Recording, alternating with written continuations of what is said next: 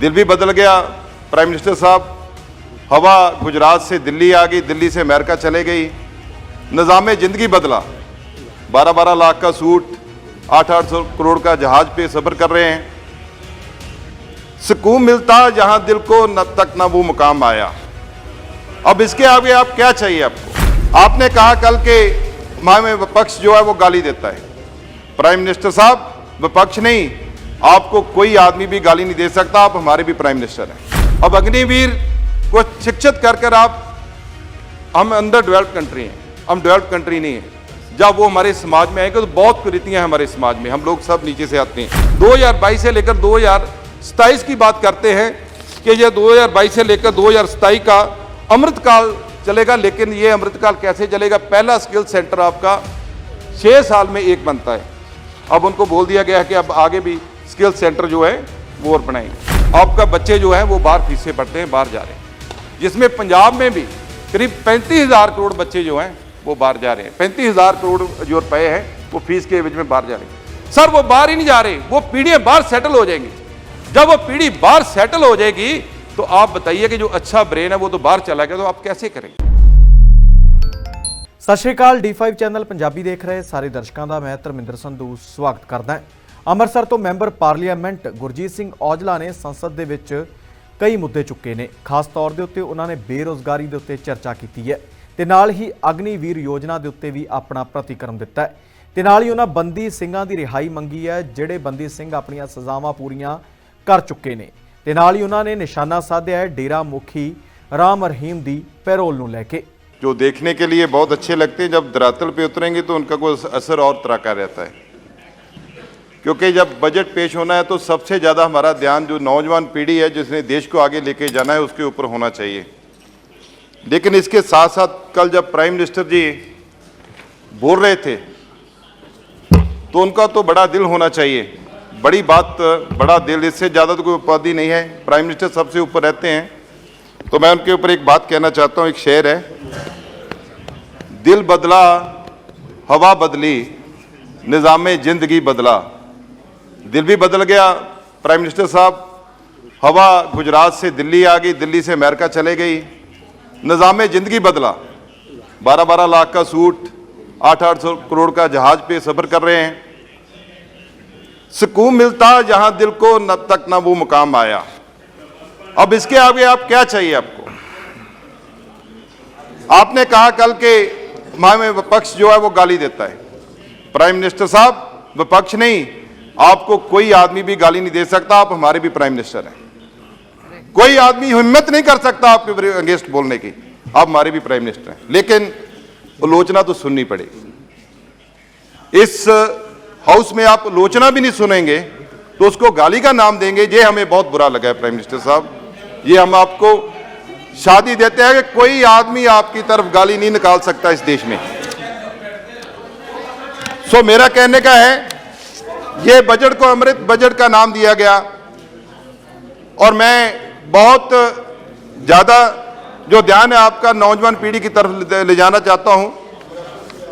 अमृत पीढ़ी का एक नाम दिया गया उनको कि अमृत पीढ़ी, आगे अमृत पीढ़ी शुरू होगी।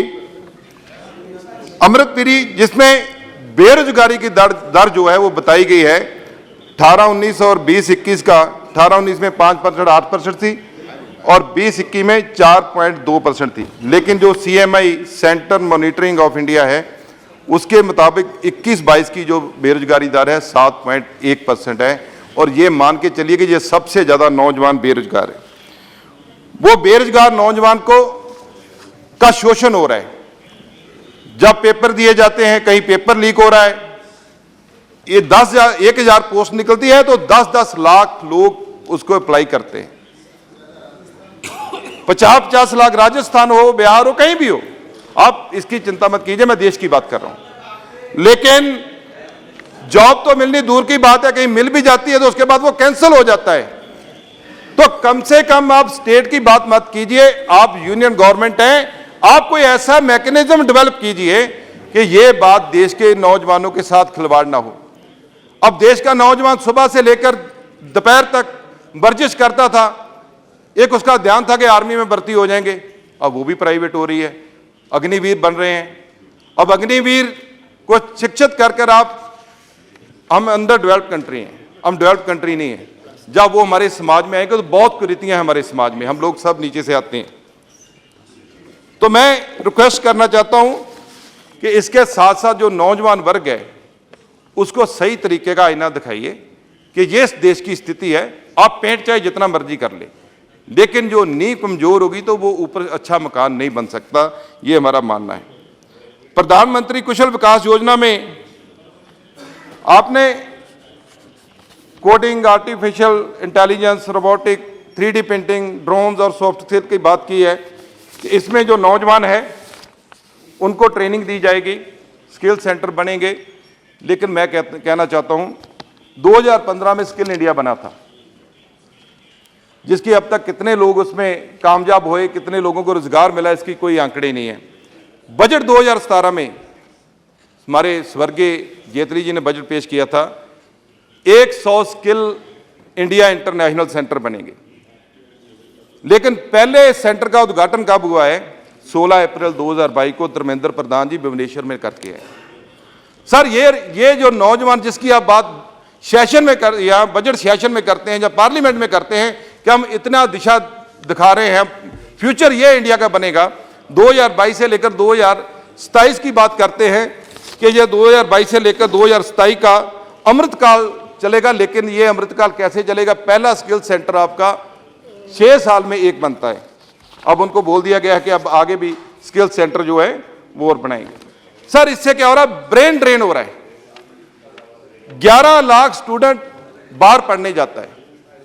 आपका जो बजट है स्टडी का 2.4 लाख करोड़ आपका बच्चे जो हैं वो बाहर फीसें पढ़ते हैं, बाहर जा रहे हैं, जिसमें पंजाब में भी करीब 35,000 करोड़ बच्चे जो हैं वो बाहर जा रहे हैं। 35,000 करोड़ जो रुपए हैं वो फीस के एवज में बाहर जा रहे हैं। सर वो बाहर ही नहीं जा रहे, वो पीढ़ियां बाहर सेटल हो जाएंगी। जब वो पीढ़ी बाहर सेटल हो जाएगी तो आप बताइए कि जो अच्छा ब्रेन है वो तो बाहर चला गया, तो आप कैसे करेंगे?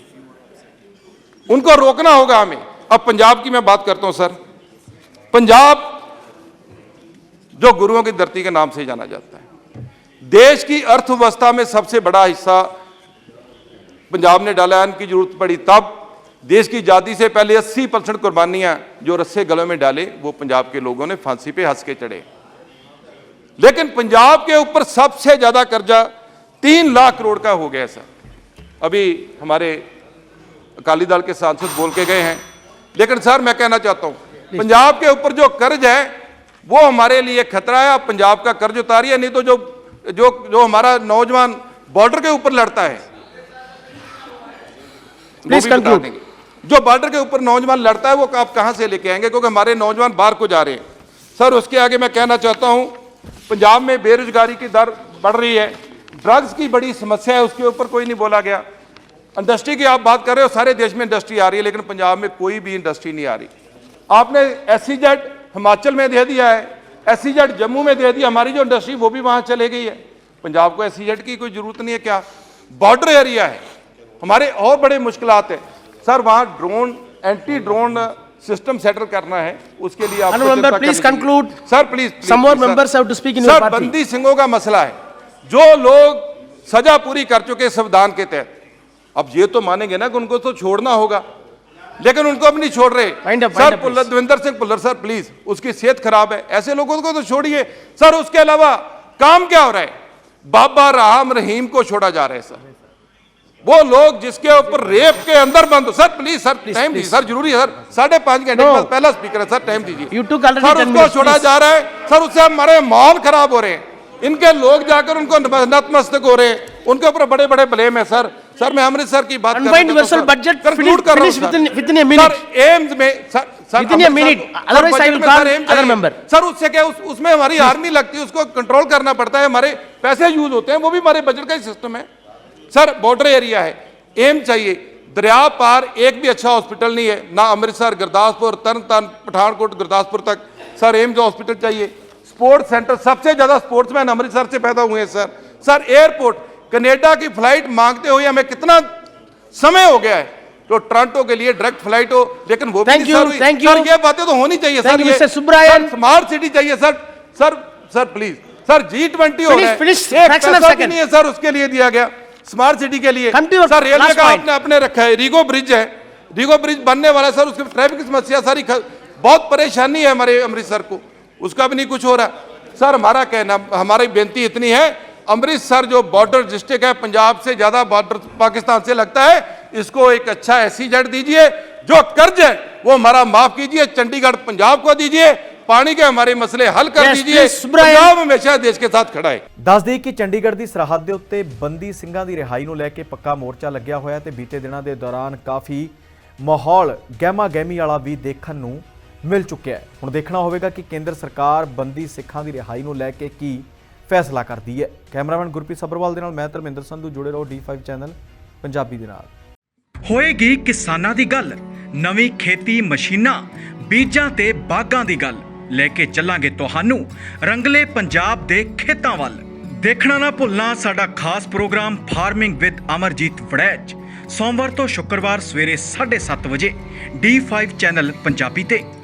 ਕੀ ਹੁੰਦੀ ਹੈ ਜਮਾਬੰਦੀ, ਕਿਵੇਂ ਬਣਦੀ ਹੈ ਵਸੀਅਤ, ਜ਼ਮੀਨ ਜਾਇਦਾਦ ਦੇ ਹਰ ਮਸਲੇ ਤੇ ਕਰਾਂਗੇ ਚਰਚਾ। ਦੇਖਣਾ ਨਾ ਭੁੱਲਣਾ ਸਾਡਾ ਖਾਸ programme naibtehsildar.com। D5 channel Punjabi ਹੁਣੇ ਸਬਸਕ੍ਰਾਈਬ ਕਰੋ, ਬੈਲ ਆਈਕਨ ਤੇ ਕਲਿੱਕ ਕਰੋ। ਨਿਡਰ ਹਾਂ, ਨਿਰਪੱਖ ਰਹਾਂਗੇ, ਆਜ਼ਾਦ ਹਾਂ, ਸੱਚ ਕਹਾਂਗੇ। ਗੱਲ ਕਰਾਂਗੇ ਸਿਆਸੀ ਹਵਾ ਦੀ, ਹੋਣਗੇ ਹੁਕਮਰਾਨਾਂ ਨੂੰ ਸਿੱਧੇ ਸਵਾਲ। ਸਭ ਤੋਂ ਪਹਿਲਾਂ ਪਹੁੰਚਾਵਾਂਗੇ ਤੁਹਾਡੇ ਤੱਕ ਸਿਰਫ ਸੱਚੀ ਖਬਰ। ਦੱਸਾਂਗੇ ਕੌਣ ਕਰ ਰਿਹਾ ਹੈ ਤੁਹਾਡੇ ਤੇ ਸਬਰ। ਵਿਦੇਸ਼ਾਂ 'ਚ ਬੈਠੇ ਪੰਜਾਬੀਆਂ ਦੇ ਹੱਕ ਦੀ ਕਰਾਂਗੇ ਗੱਲ, ਕੈਨੇਡਾ ਦੀ ਹਰ ਸਿਆਸੀ ਖਬਰ ਲੈ ਕੇ ਆਵਾਂਗੇ ਤੁਹਾਡੇ ਵੱਲ। ਉਭਰਾਂਗੇ ਪੰਜਾਬ ਦੀ ਆਵਾਜ਼ ਬਣ ਕੇ, ਹੋਣਗੇ ਹਰ ਪਹਿਲੂ ਤੇ ਰੋਜ਼ ਚਰਚੇ, ਖੋਲਾਂਗੇ ਅੰਦਰੂਨੀ ਰਾਜ, ਬਣਾਂਗੇ ਬੁਲੰਦ ਆਵਾਜ਼। ਖੇਡ, ਸਿੱਖਿਆ, ਸਿਹਤ, ਖੇਤੀ ਦੀ ਬਾਤ ਪਾਵਾਂਗੇ। ਹਰ ਪਿੰਡ, ਹਰ ਸ਼ਹਿਰ ਜਾਵਾਂਗੇ। ਮਨੋਰੰਜਨ ਨਾਲ ਜੁੜੇ ਕਲਾਕਾਰਾਂ ਨਾਲ ਕਰਵਾਵਾਂਗੇ ਮੁਲਾਕਾਤ, ਸੰਘਰਸ਼ਾਂ ਵਾਲੀ ਜ਼ਿੰਦਗੀ ਤੇ ਮਾਰਾਂਗੇ ਝਾਤ। ਕੀ ਨੇ ਸਾਡੇ ਕਾਨੂੰਨ, ਫਰਜ਼ ਤੇ ਅਧਿਕਾਰ, ਕੀ ਕਰਦੀ ਹੈ ਸਾਡੀ ਸਰਕਾਰ, ਕੀ ਹੈ ਤੁਹਾਡੀ ਮੁਸ਼ਕਲ ਦਾ ਹੱਲ। D5 ਚੈਨਲ ਪੰਜਾਬੀ ਦੀ ਕਚਹਿਰੀ 'ਚ ਹੋਵੇਗੀ सिर्फ लोकां दी गल। धर्म, धरोहर, सेहत और संस्कृति की होगी बात। अब D5 चैनल हिंदी भी होगा सर। D5 चैनल पंजाबी, अपनी धरती अपने लोक। सत श्री अकाल जी, मैं हाँ कुलराज रंधावा ते तुसी वेख रहे हो D5 चैनल पंजाबी, जिहड़ा लॉन्च हो चुका है हुण कैनेडा विच।